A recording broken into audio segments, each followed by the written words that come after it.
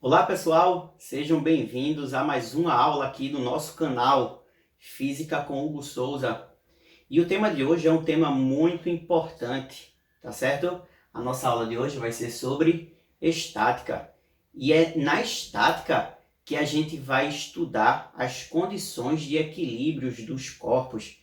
E por que isso é tão importante? Na área de engenharia civil, isso vai ter uma importância muito grande, porque você não quer que um prédio, uma ponte saia andando por aí, ou que ele se desloque, né? Você quer que ele fique paradinho, e você analisa algumas condições para que isso seja possível, tá bom? Algo, mas eu não vou fazer engenharia não é minha área, eu quero fazer odontologia. Você sabia que a parte de estática, ela também é utilizada pelos dentistas na hora que eles vão fazer o alinhamento dos dentes? Então cada dente ele vai ter uma importância para que através do aperto numa região eu consiga exercer uma força na outra e fazer essa correção dos dentes. Então, isso aqui também vai ser muito importante para o pessoal que vai fazer fisioterapia, ortopedia, a parte de biomecânica que ele analisa, tá certo? Desde você abrir uma garrafa também, ali tem estática envolvida. Quando você vê uma ponte que está sustentada, passando carros em cima dela, ali tem análise das forças que atuam naquela região, tá certo? Então o assunto de estática é muito importante. Então vem para a aula de hoje que a gente vai falar um pouquinho sobre isso, tá certo? Como a gente falou anteriormente, na aula de estática a gente vai estudar as condições de equilíbrio dos corpos, tá certo? E que condições são essas? Para um corpo ficar em equilíbrio, ele não pode nem transladar, ele não translada e ele também não rotaciona, tá certo? O que seria transladar? Então eu vou pegar aqui esse violão, só para a gente ter uma ideia. Se eu analisar, colocar esse ponto, fixar esse ponto aqui, e o meu violão ele vai transladar, todos os pontos aqui se movem igualmente, tá vendo? Ó, todos os pontos do violão se movem igualmente. Quando eu falo de rotacionar, eu deixo um ponto fixo e todos os outros rotacionam ao redor dele, tá certo? E um corpo que está transladando e rotacionando, ele está fazendo isso mais ou menos. Beleza? Deu para entender? Então, as condições de equilíbrio, um corpo não pode nem transladar, nem rotacionar, ok? E quando a gente fala de equilíbrio, a gente vai falar de equilíbrio do ponto material e equilíbrio do corpo extenso, tá certo? E a gente vai analisar essas duas condições. O equilíbrio do ponto material a gente vai analisar primeiramente e logo depois o equilíbrio do corpo extenso. Para que você entenda o equilíbrio do ponto material, vamos falar aqui o que seria o ponto material. O ponto material é quando você considera o equilíbrio de uma pequena região do corpo, mas que essa pequena região faça com que todo o corpo fique em equilíbrio. Para essa situação aqui que a gente vai analisar, que eu desenhei aqui no quadro, você percebe que nós temos um fio, tá? Na verdade, eu tenho uma parede aqui, eu tenho o teto aqui, e preso ao teto e à parede eu tenho esse fio e esse bloquinho pendurado através do terceiro fio. Fio 1, fio 2 e fio 3. Tá certo? Quando a gente falar de equilíbrio do ponto material, existe uma condição que a gente tem que respeitar. É que o somatório de todas as forças que atuam sobre o corpo, esse somatório tem que dar zero. Se a gente olhar para um plano cartesiano no eixo x e y, isso quer dizer que todas as forças que atuam na direção x tem que dar zero. Então eu posso dizer que o somatório das forças na direção x tem que dar zero. E o somatório das forças na direção y tem que dar zero. Isso quer dizer que a força resultante sobre esse ponto que eu estou analisando é zero. Ok? Isso aqui, força resultante igual a zero, é uma condição de equilíbrio. Lembrando que o equilíbrio ele pode ser dinâmico ou pode ser estático. Nesse aqui a gente está estudando equilíbrio estático. Vamos anotar isso aqui. Equilíbrio,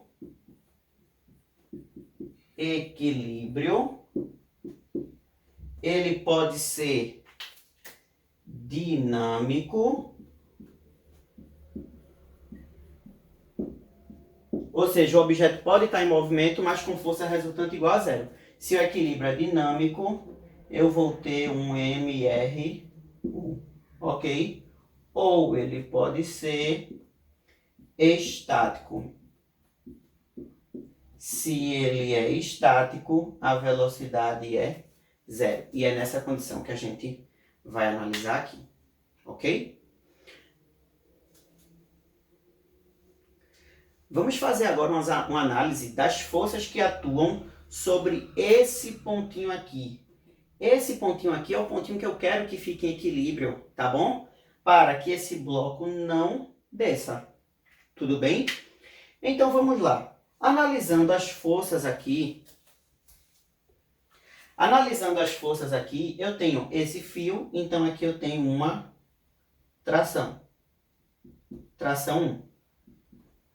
Esse fio aqui, eu tenho outra tração. Tração 2.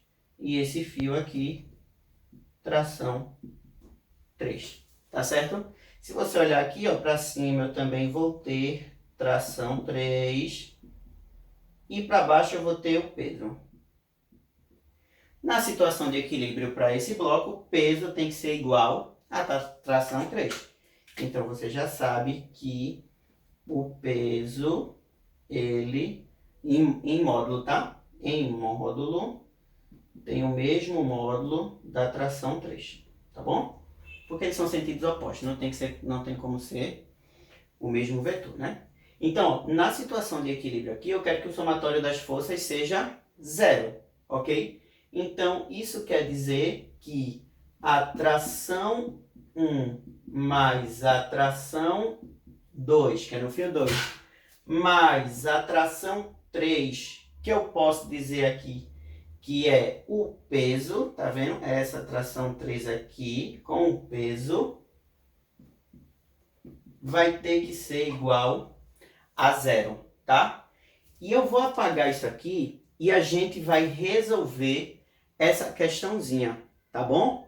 De forma analítica, para que depois a gente possa passar para os exercícios e resolver alguns exercícios da apostila, tá bom? Então vamos agora fazer a análise dessa questãozinha, tá certo?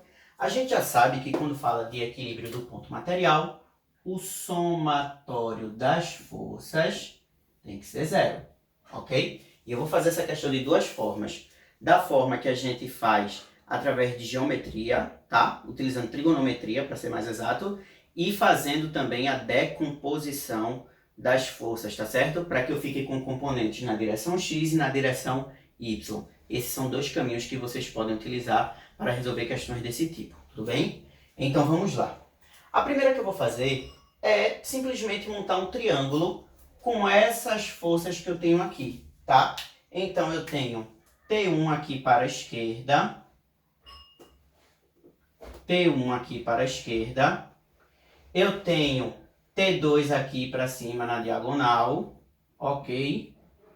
T2 na diagonal e fechando aqui T3, que eu posso dizer esse vetor T3 é igual a esse peso aqui, então eu posso dizer que aqui é o peso, tá? Fechei. Por semelhança, eu tenho esse ângulo aqui, tá? Vou chamar isso aqui de θ, tá certo? Fazer de verdinho aqui o θ. Aqui é θ. Então, aqui também é θ, tá bom? Tranquilo? Então, você vai perceber que esse ângulo θ está entre T2 e T1. Então, θ está aqui, ó. Tá bom? Aqui é θ. E agora eu tenho o nosso triângulo. Esse ângulo aqui é um ângulo reto. E eu posso usar o elemento de trigonometria, que seria seno de θ, seria o cateto oposto P sobre a hipotenusa T2. Ok?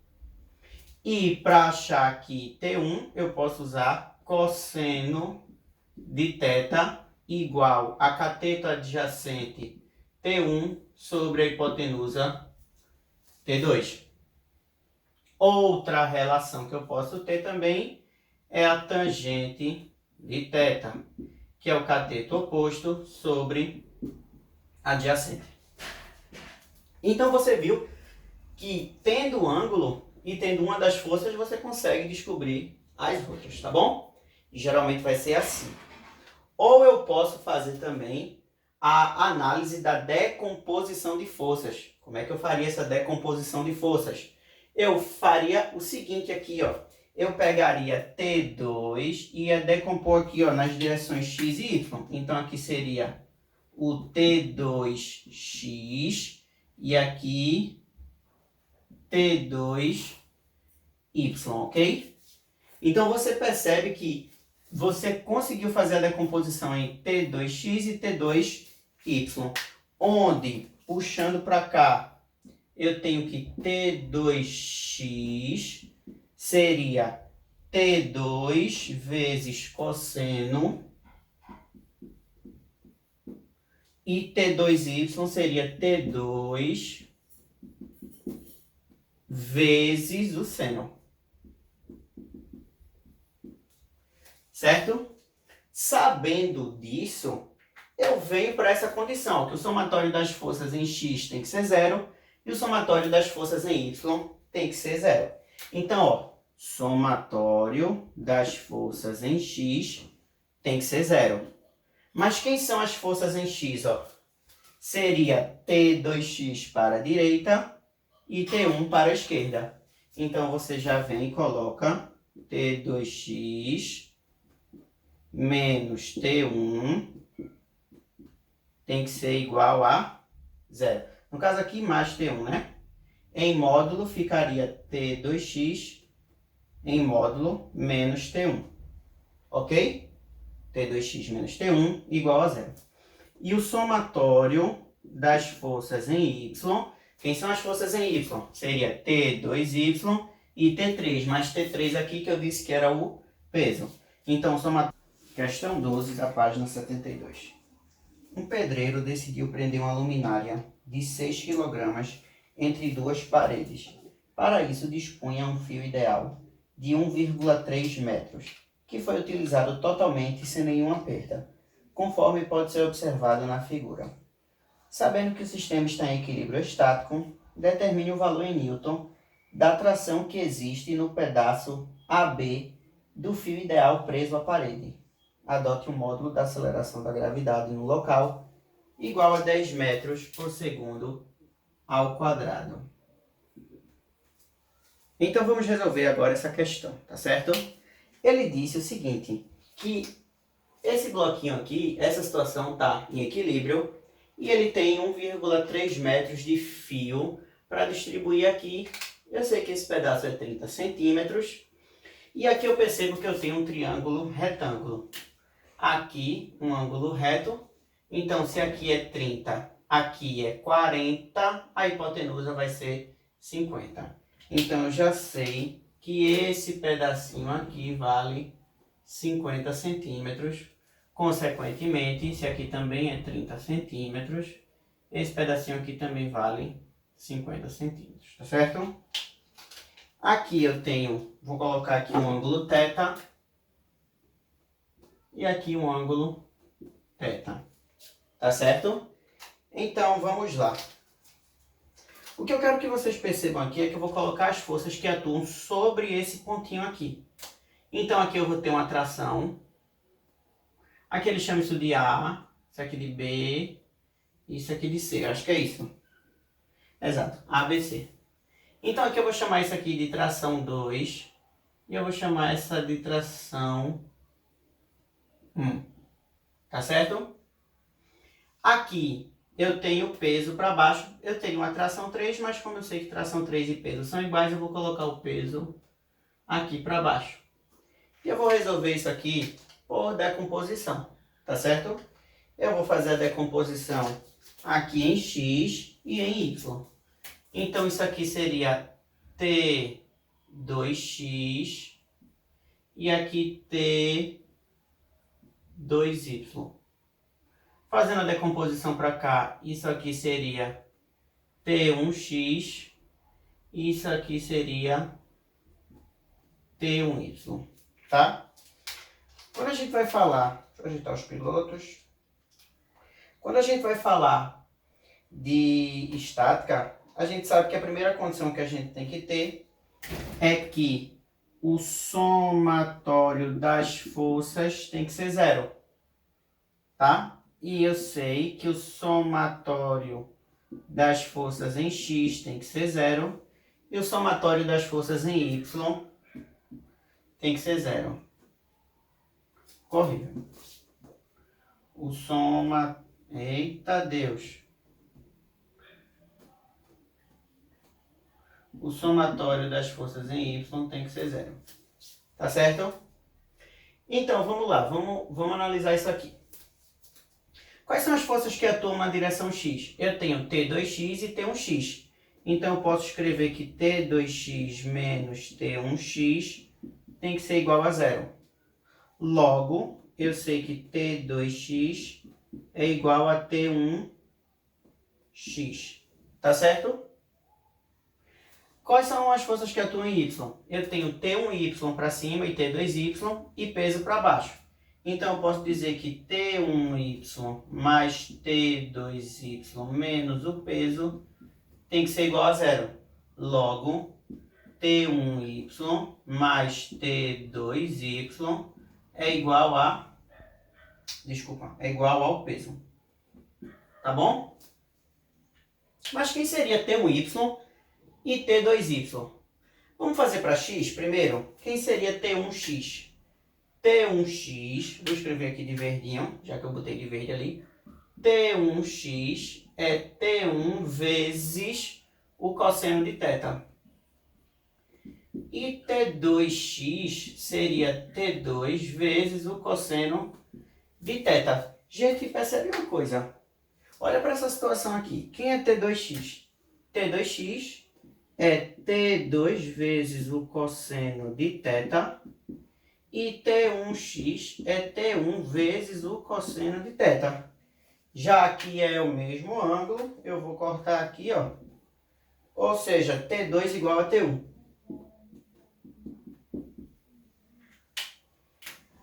T2 igual a T1. Então, se você olhar que T2 é igual a T1, não existe isso de T1y e T2y. É tudo TY. Não existe isso de T1x e T2x, é tudo em módulo TX, tá certo? Então, eu já posso reescrever isso aqui, ó. Ao invés de botar T1y e T2y, eu já posso chamar tudo isso aqui de TY. Então, seria TY mais TY, 2TY igual ao peso. Tá certo? 2TY igual ao peso. Aí eu pergunto para vocês, quem seria TY?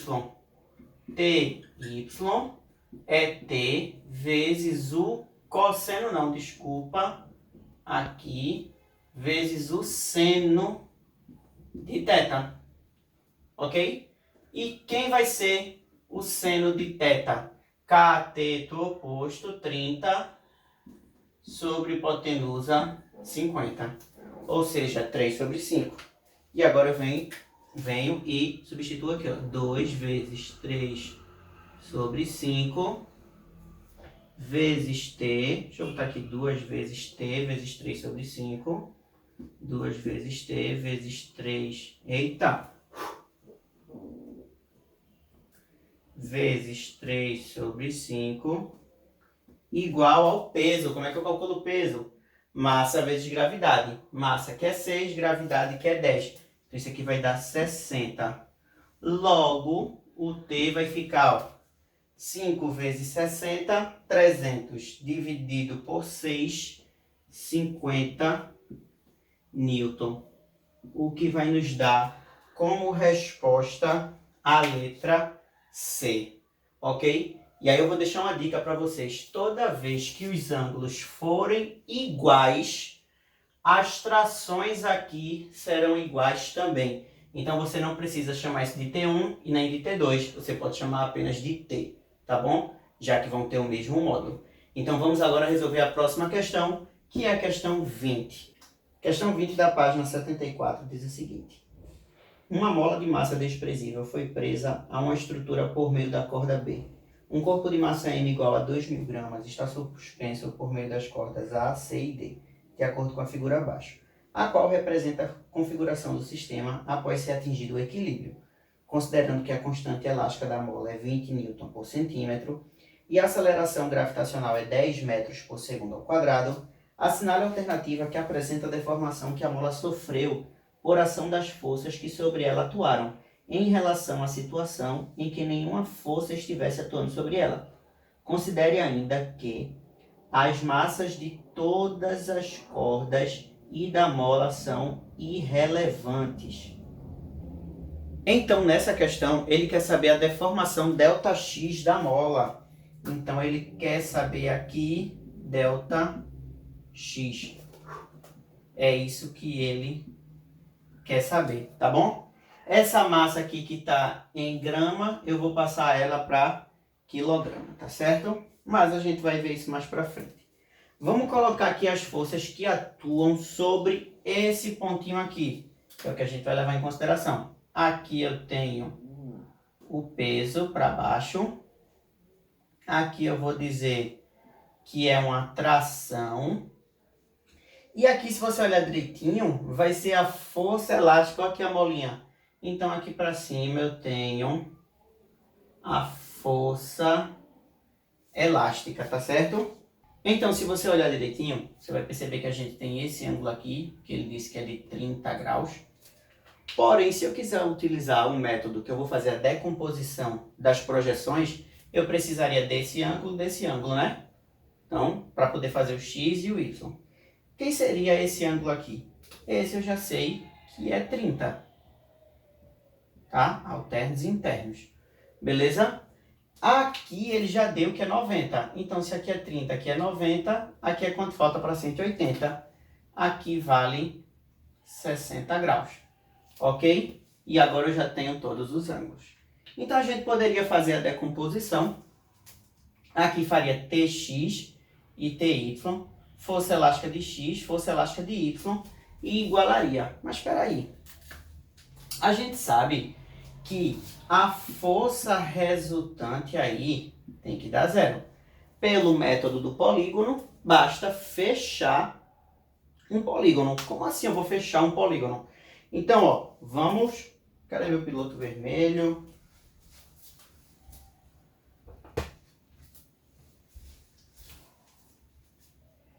Vamos fechar esse polígono aqui.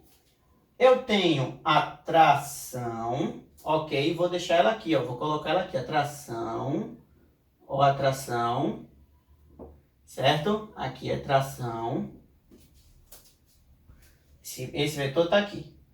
Agora, ó, força elástica eu vou colocar lá, ó. Vou transladar ele para cá, ó. Lembra que quando a gente estudou vetores, a gente poderia fazer isso, né? Transladei aqui, ó, força elástica. Ela tá aqui, ó. Ó, força elástica. Tá vendo? Força elástica. Aqui a tração. Aqui o ângulo continua 90 graus, ó. Tá vendo? Que era o ângulo que formava entre as duas direções. E agora eu vou fechar com o peso, ó. O peso fecha. Mas aqui não vai fechar, né? Vai sobrar um pedaço, ó. Vai sobrar um pedaço. Não me importa, eu tiro.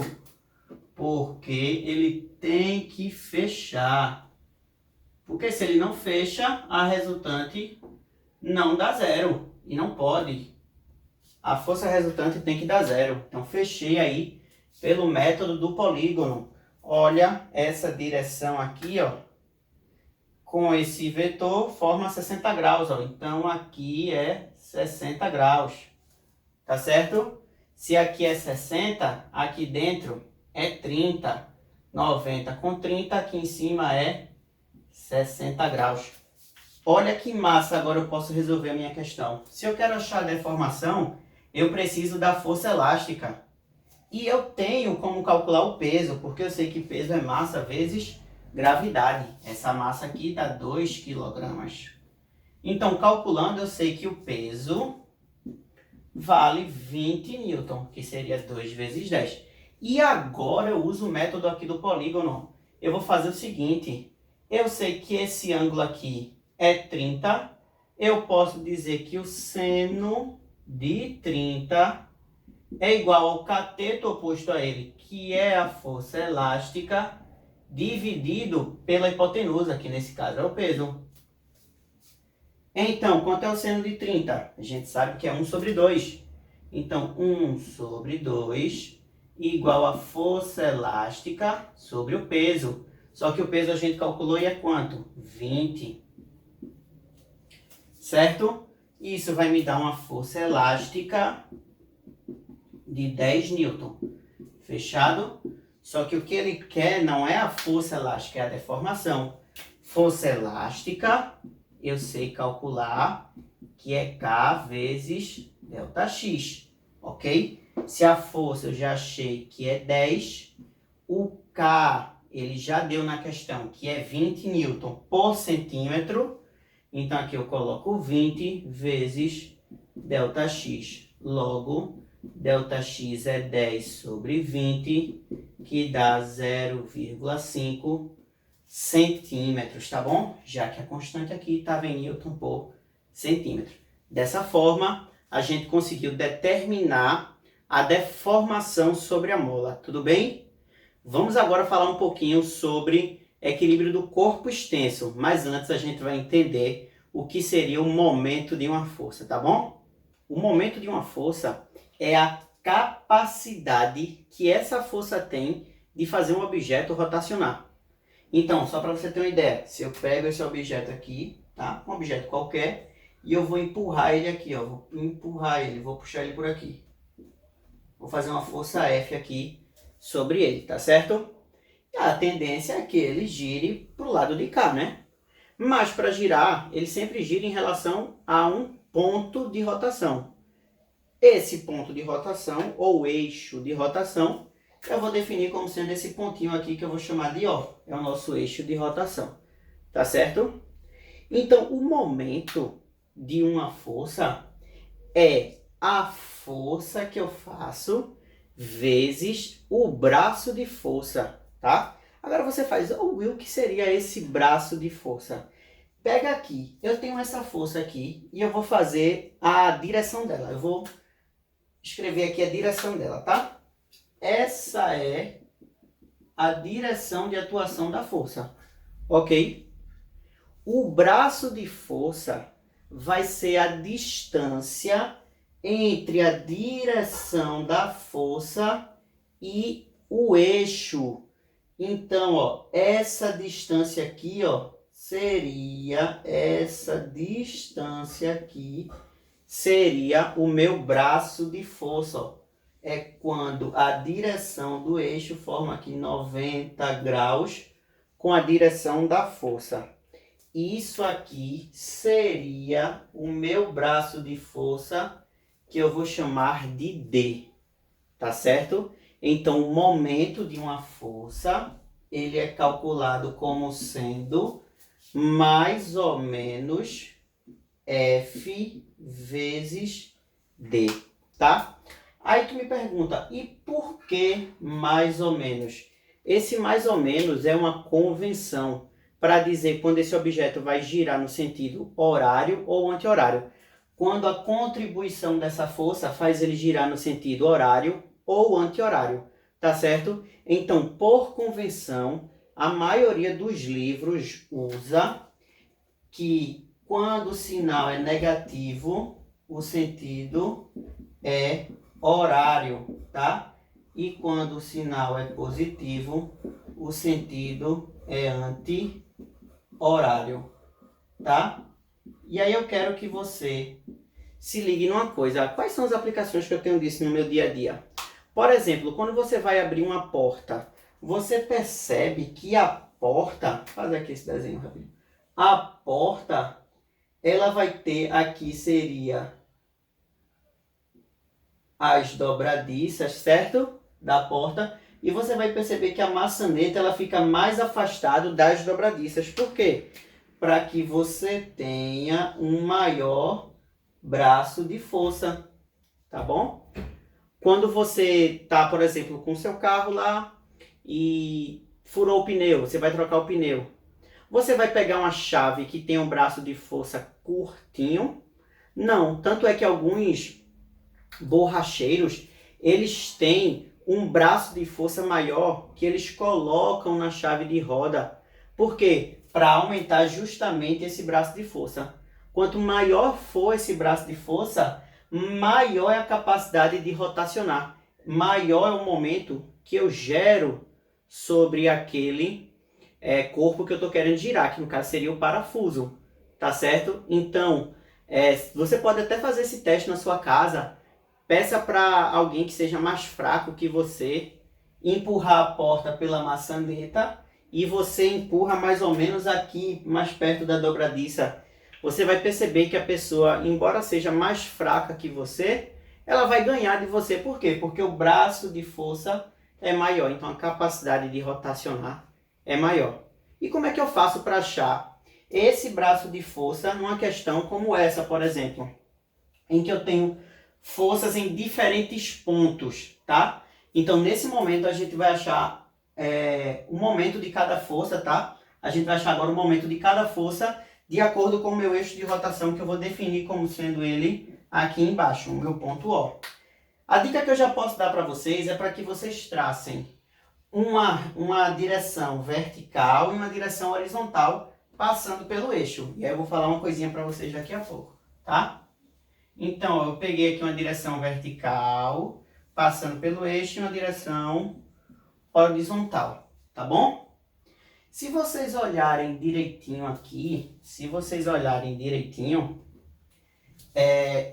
essa força 2, ela está atuando aqui para baixo.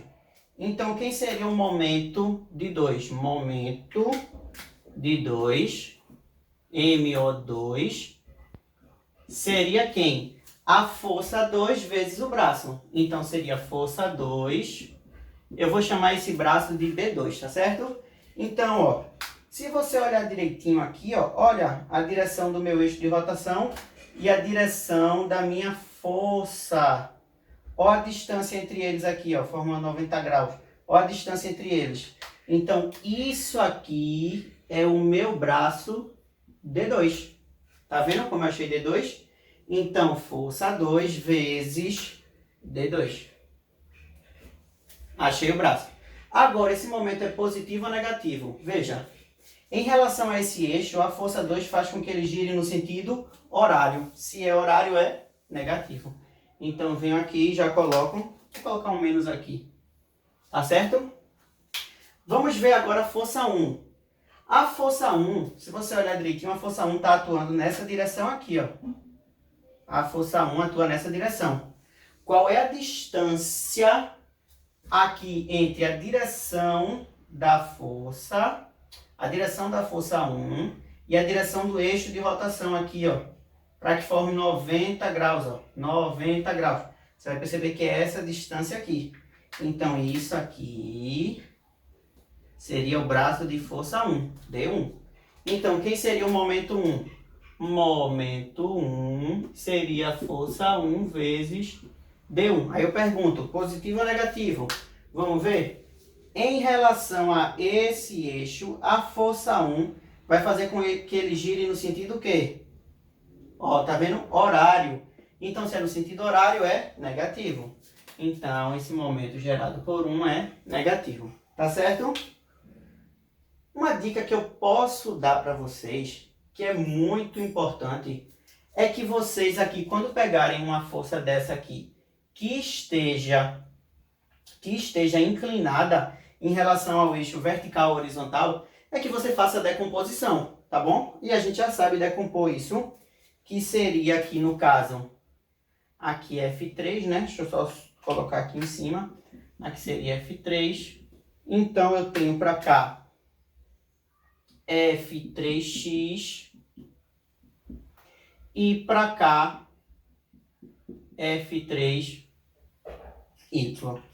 Então, quem vai ser o momento gerado por 3? Vai ser o momento de F3x mais o momento de F3y, tá? Então, eu já posso escrever que o momento 3 seria o momento de 3 em x mais o momento de 3 em y. E aí eu já vejo que é o momento resultante, é o somatório dos momentos, tá certo? Mas agora a gente tem que ver qual é a distância, né?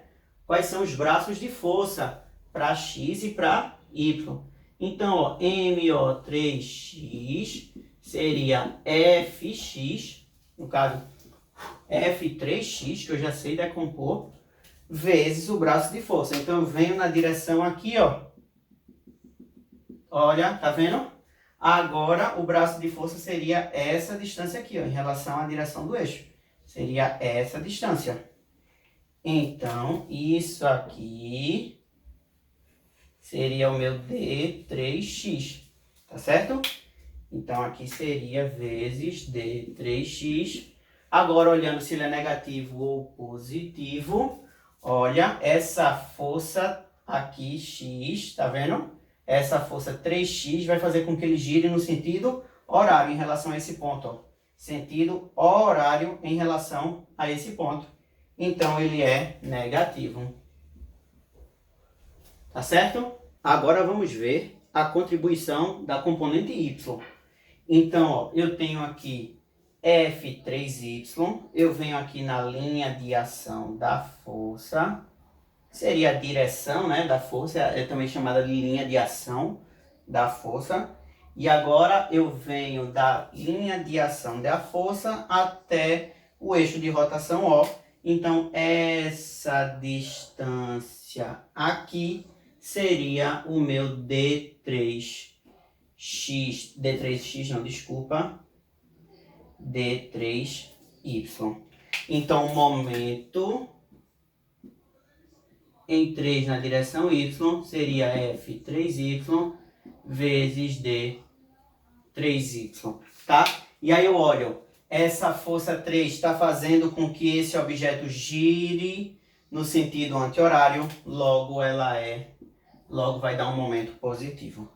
Aí eu pergunto uma coisa a vocês, ó pessoal, e se eu fizesse uma força 4 aqui? Uma força 4 aqui. Se você olhar essa força 4, a linha de ação da força, ela tá passando pelo eixo, ó. Toda força que passar pelo eixo de rotação, a linha de ação da força passar pelo eixo de rotação, ela não vai gerar momento em relação a esse eixo, tá bom? É a mesma coisa, se eu pegar esse piloto verde e aqui eu estou fazendo uma força aqui, ó, eu gero um momento sobre ele. Mas se aqui no meu eixo de rotação eu fazer força diretamente sobre o eixo de rotação, ó, eu não consigo gerar momento sobre o piloto. Nem aqui, ó, eu consigo gerar momento sobre o piloto. Mas se eu inclinar um pouquinho, ó, eu já consigo gerar momento. Então, se a linha de ação da força passa diretamente no eixo que eu escolhi, tá? Que seria esse ponto aqui, eu não gero momento sobre ele. Logo, o momento aí da força 4 é 0, tá bom? É um momento nulo. Só para a gente concluir aqui, qual é a unidade que eu tenho para momento? Força é dada em Newton. A unidade, então, se força é dada em Newton, distância em metro. A unidade no SI seria Newton vezes metro. Não é Newton por metro, porque aqui não é dividido. É Newton vezes metro. E agora, só para a gente terminar, já que já falamos da unidade, vamos só ver aqui quem seria o momento resultante. O momento resultante, pessoal, não é nada mais, nada menos do que o somatório de todos os momentos presentes aqui. Então, se eu perguntasse aqui quem seria o momento resultante, seria o momento de 1, mais o momento de 2, mais o momento de 3, mais o momento da força 4. E aí é só você somar tudinho, olhando sempre para os sinais que você atribuiu, tá certo? Sabendo se é horário ou anti-horário, e a gente consegue resolver. E para terminar de vez, eu quero que você se lembre de uma coisa. O equilíbrio do corpo extenso, ele está diretamente ligado a isso aqui, ó, ao momento resultante, tá certo? Porque, ó, para que exista equilíbrio no corpo extenso, o somatório dos momentos vai ter que dar 0. Então, se o momento, vamos colocar aqui, né? Se o momento resultante é 0, tá? Essa condição aqui é o equilíbrio do corpo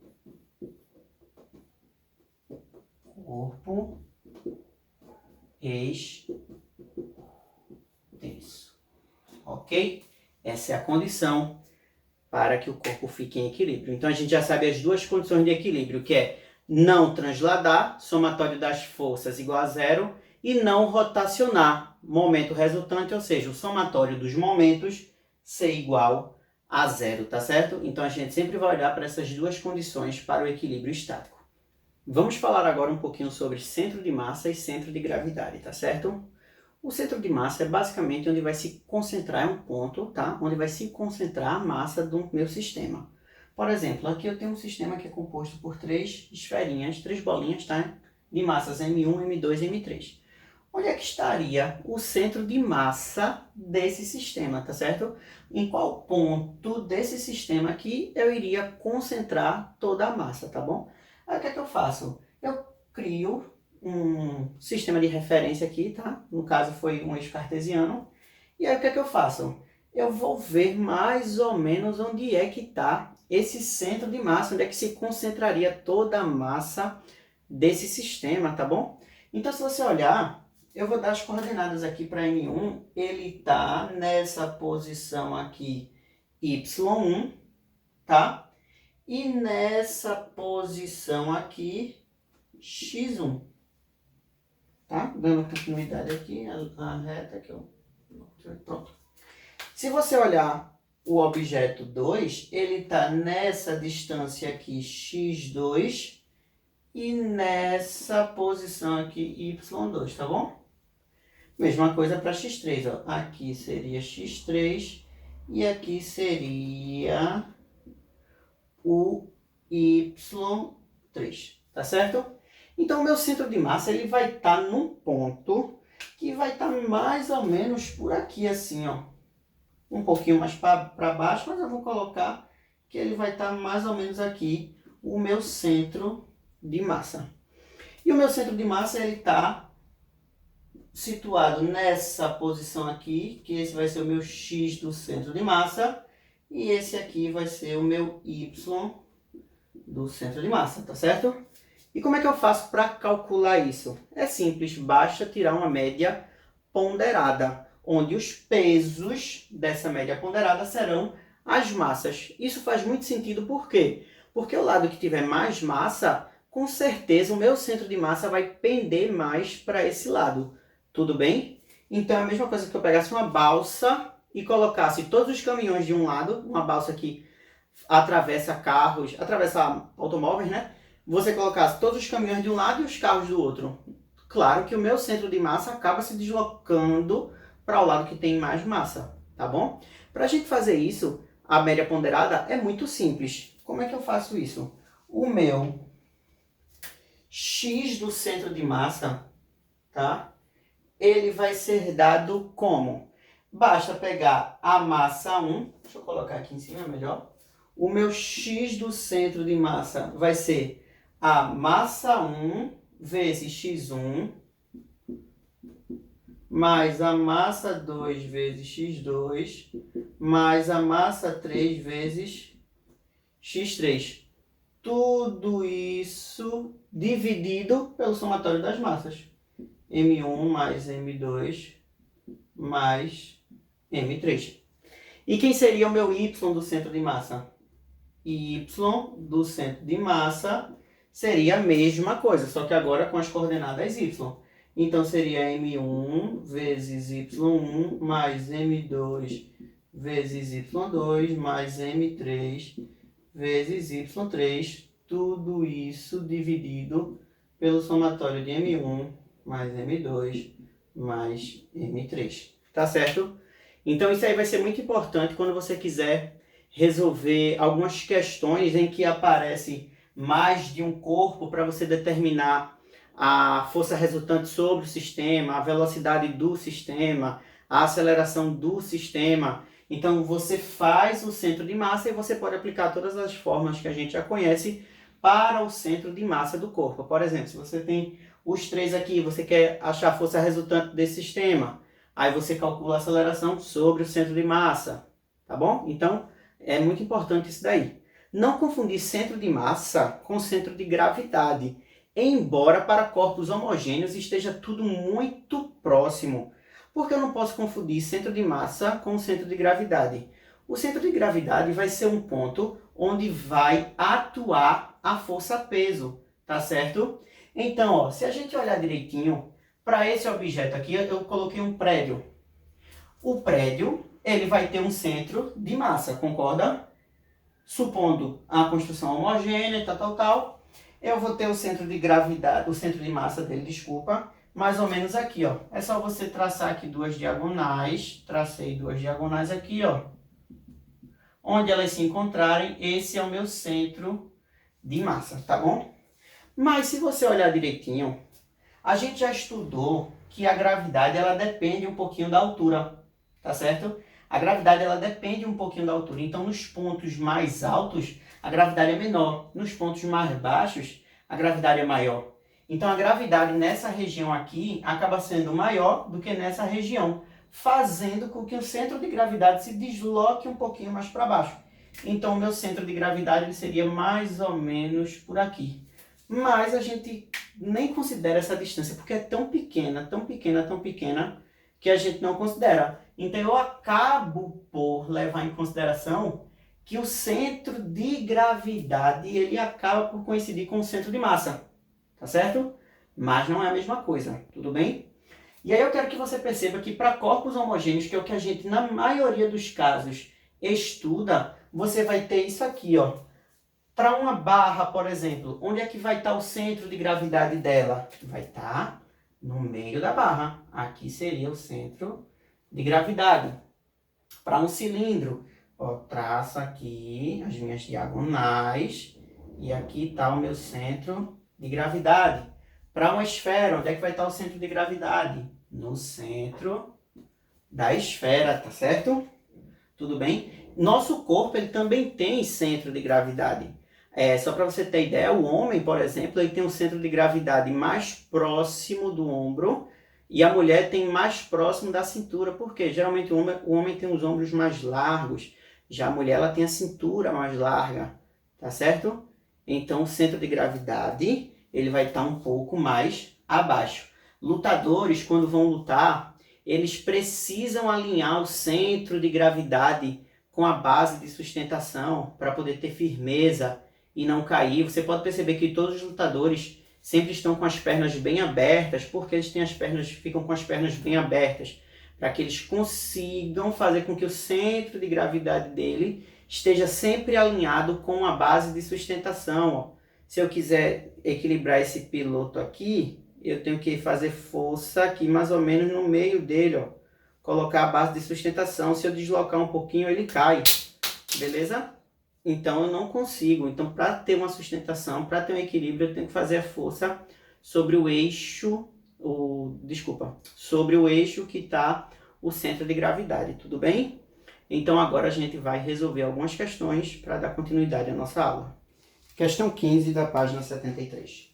A figura abaixo representa uma grua, também chamada de guindaste e nos navios pau de carga, que é um equipamento utilizado para elevação e movimentação de cargas e materiais pesados.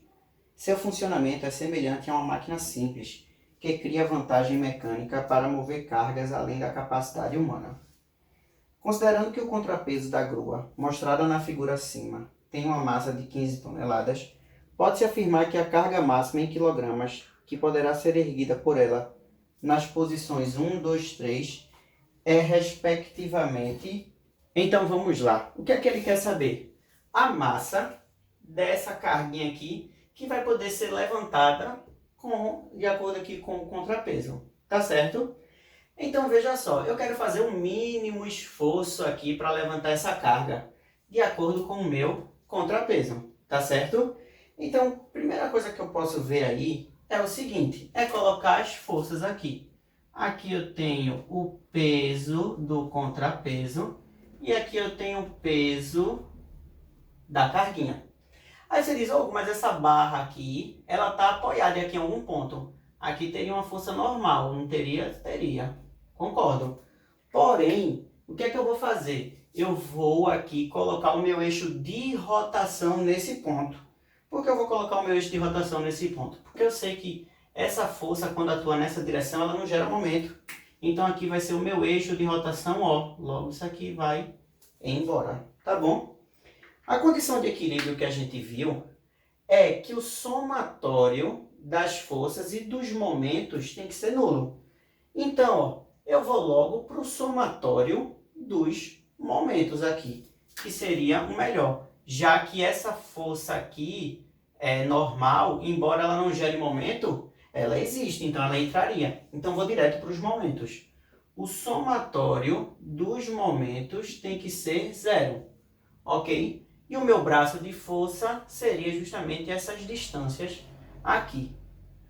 Aí eu sei o seguinte, ó, que essa aqui gera um momento anti-horário, então seria positivo. Então, peso do contrapeso vezes 6 menos o peso da carga vezes 9, tudo isso tem que dar zero. Então já cheguei numa condição aqui que o peso do contrapeso vezes 6 é igual ao peso da carga vezes 9. Que no caso, eu vou dizer que essa aqui é a primeira distância. Distância D1. Depois, essa distância aqui seria uma distância D2. E, consequentemente, essa aqui seria uma distância D3, tá certo? Então, melhor, eu posso dizer que aqui eu teria o peso da carguinha vezes D1. Aqui, D1. Ou seja, eu quero saber as distâncias, eu quero isolar, distância não, desculpa, o peso que eu posso colocar. Então, o peso da carga seria o peso do contrapeso vezes 6 sobre a distância. Certo? Ok. Agora eu posso achar para todo mundo, ó. Porque eu sei que peso da carga seria a massa da carga vezes a gravidade. O peso do contrapeso seria a massa do contrapeso vezes a gravidade. Vezes 6, tudo isso dividido pela distância. Quando eu cortar aqui as gravidades, ó, eu já fico com as massas. Quem seria a massa da carga? É o que eu quero achar. Então, massa do contrapeso, que é 15 toneladas, vou colocar 15, vezes 6 sobre a primeira distância, que é 9. Isso aqui seria a massa da carga 1. 15 vezes 6, 90, sobre 9, 10 toneladas. Quem seria a massa da carga 2? Seria 15 vezes 6 sobre a outra distância, ó. Não é 3, é 9 mais 3. Então, seria sobre 12, tá certo? E a massa, aqui simplificando, né? Aqui vai ficar 1, aqui vai ficar 2, 15 dividido por 2, 7,5 toneladas. Que é 7.500 quilogramas, né? E a massa da carga 3 seria 15 vezes 6 sobre... essa distância agora que é 15, ó. Isso dá 6 toneladas. Então, 10, 7,5 e 6 toneladas. Ok? 10, 7,5 e 6 toneladas. Resposta letra E. Beleza? Então, 10.000 kg, 7.500 kg e 6.000 kg. Vamos dar continuidade à nossa aula, agora por aqui, pelo slide, tá bom? Porque vai ter alguns desenhos e por aqui fica melhor de mostrar para vocês. O que são alavancas, tá? A alavanca vai ser um sistema mecânico que você vai utilizar para poder realizar algumas ações. Você está exposto a alavancas constantemente no seu dia a dia. Quando você, por exemplo, vê uma criança brincando com uma gangorra, aquilo ali é um sistema de alavanca. Um judoca, quando vai derrubar um adversário, ele usa também um sistema de alavanca. Quando você quer pegar gelo, por exemplo, você está usando um sistema de alavanca, tá certo? A alavanca vai ser muito utilizado na movimentação de objetos, tá bom? Inclusive, Arquimedes tem uma frasezinha que diz assim, ó, dê-me uma alavanca e moverei o mundo, tá? No jiu-jitsu a gente usa muito alavanca. Então vamos falar aqui sobre os tipos de alavancas que a gente tem, ou máquinas simples, tá bom? A primeira alavanca que a gente tem, ela vai ser chamada de interfixa, tá certo? Essa alavanca interfixa, você percebe o seguinte, ó, uma dica que eu já vou dar para vocês. Esse inter quer dizer que o ponto fixo está entre a força potente e a força resistente. A força potente é a força que vai ser feita para poder levantar ou para poder executar alguma ação, tá? E a força resistente vai ser a força que resiste a essa ação. Então você vê que tem um homem aqui que ele vai empurrar essa madeira aqui para baixo, tá? Essa barra para baixo para poder levantar essa pedra. E aqui eu tenho um pontozinho de apoio. Como o ponto de apoio está entre a potência e a resistência, ela é chamada de interfixa, tá certo? E se a gente for montar um diagrama, ele fica assim. Agora, a força interresistente. O que seria interresistente? É quando a força de resistência está entre o apoio e a potência, tá certo? Então, você vai perceber aqui que eu tento levantar essa pedra através dessa barra, forçando a barra para cima, só que a pedra agora está no meio da barra, tá bom? Então, ela é uma alavanca interresistente. Mostrando o nosso diagraminha de forças, ele seria assim, tudo bem? Agora vamos falar da alavanca interpotente. Você percebe que agora é a potência que está entre o apoio e a força resistente. Por isso que ela é chamada de interpotente, ok? Então, você vai puxar aqui essa madeirinha aqui para cima e a pedrinha vai resistir. O nosso diagrama de forças, ele ficaria assim, tá bom? E aí a gente vai mostrar agora alguns exemplos para que a gente pratique quais são os tipos de alavanca em cada situação dessa, tá certo? Então vamos lá. A primeira aí eu tenho uma tesoura, ok? Então a gente tem que começar a identificar onde está a força potente, que eu vou representar como sendo FP, o ponto de apoio, que eu vou representar por A, e a força resistente, que eu vou representar por FR, tudo bem? Então você vai perceber que a força potente, ela vai estar nessa região aqui, ó, que é a região do cabo da tesoura, onde você vai segurar para poder cortar. Então aqui eu tenho a força potente, esse ponto fixo aqui vai ser o ponto de apoio, tá certo? O nosso A, e aqui eu vou ter o que resiste ser cortado, então é aqui que vai estar a força resistente. Logo, se o ponto fixo, o ponto de apoio está entre potente e resistente, isso é uma alavanca interfixa, tá certo? Vamos para outro exemplo.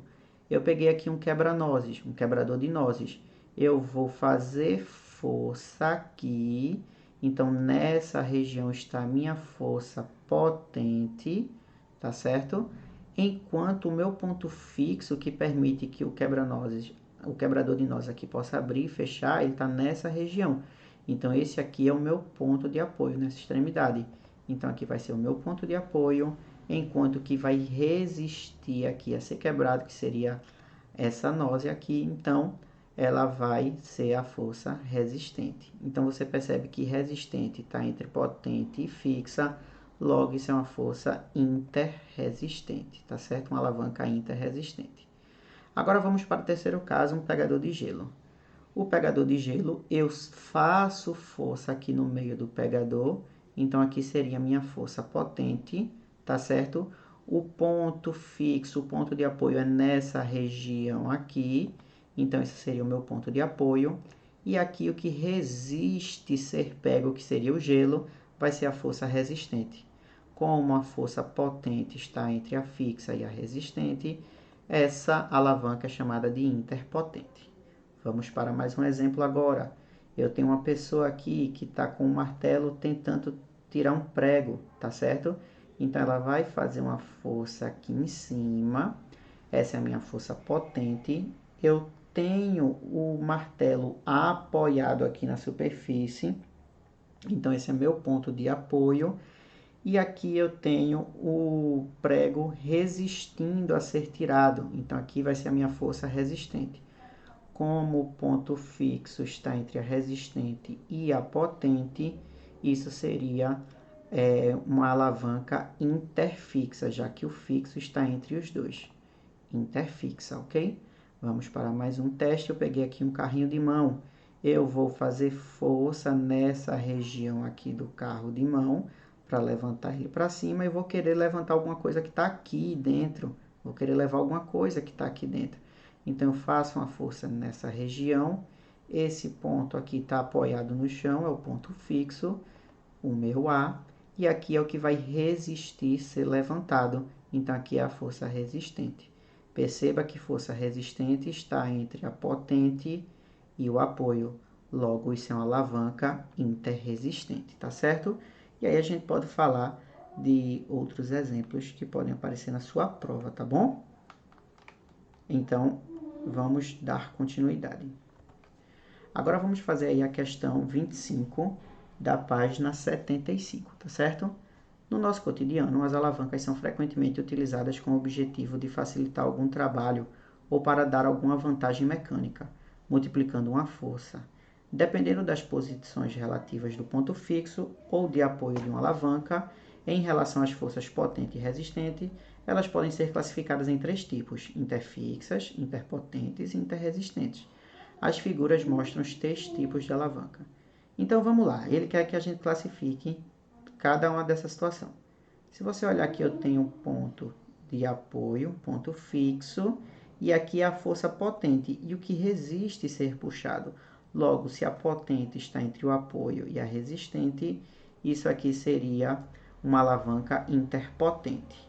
Aqui eu tenho a situação que a gente já falou anteriormente, a resistente nesse ponto, a potente aqui em cima e a fixa entre elas. Então, isso é interfixa. E o carrinho de mão, eu tenho um ponto de apoio aqui, o que resiste aqui no meio e a potente desse lado.